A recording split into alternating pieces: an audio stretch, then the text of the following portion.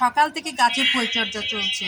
দেখুন, মানে আপার গাছ বেশি হয়ে গেছে, এই জন্য সে কিছু গাছ নামিয়ে একটা একটা করে রাখবে। এই দেখুন, সব নামানো হয়েছে, তার সঙ্গে আমিও সহযোগিতা করতেছি।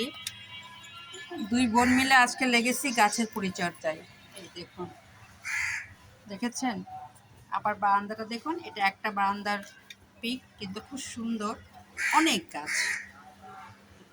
আমি আসলেই তো এখানকার ভিডিওতেই, এই জন্য চিন্তা করলাম সকাল থেকে যেহেতু বারান্দার কাজই করছি, তাহলে একটু ভিডিওটা দেখাই আমি আজকে সারাদিন সকাল থেকে কি কাজ করছি। এই দেখুন, পুরো বারান্দার লুকটাই আজকে চেঞ্জ হবে, কারণ গাছ অতিরিক্ত হয়ে গেছে। এজন্য কিছু গাছ সরানো হবে এবং একটা গাছ, দুটা গাছের টব থেকে একটা গাছ করা হবে। এই দেখুন, যেটা চলছে প্রসেস।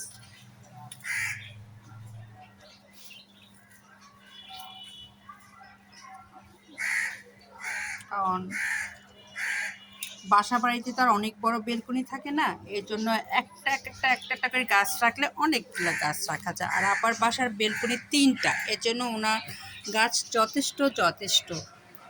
ওই বারান্দাও অনেক সুন্দর, অনেকগুলো গাছ আছে, তবে এইটার মেন রোডের সামনে, এই জন্য এখানে শুধু এই গাছগুলো রাখা হয়। এই গাছটা দেখুন কত সুন্দর হয়েছে, ওই গাছটা কেটে ওকে চারা দেওয়া হলো। এই দেখুন, ইনডোরের গাছটা খুব সুন্দর হয়েছে, প্রতিটা গাছের চেহারা খুব সুন্দর। তার সঙ্গে স্পাইডারের মালাটা দেখুন, এই দেখুন কি ফাইন করে স্পাইডার গাছের ফুল ফুটছে। এই দেখুন, তবে এই গাছের ফুল সবুজ, এটা খুব অবাক লাগে। এই দেখুন, দেখতে কিন্তু দারুণ লাগে, দূর থেকে দেখুন মনে হচ্ছে গাছটা মালা পড়ে আছে।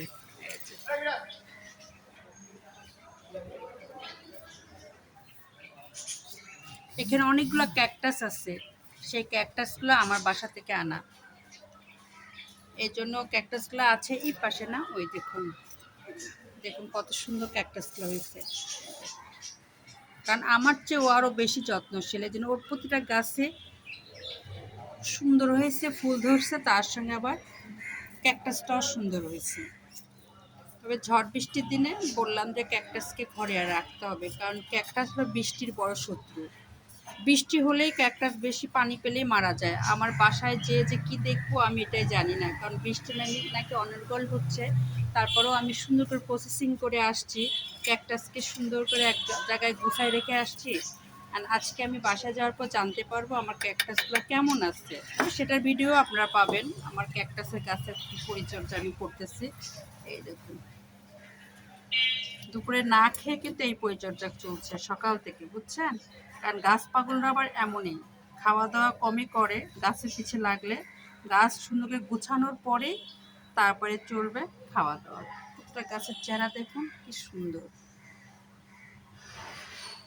এটা হলো আপার বাসার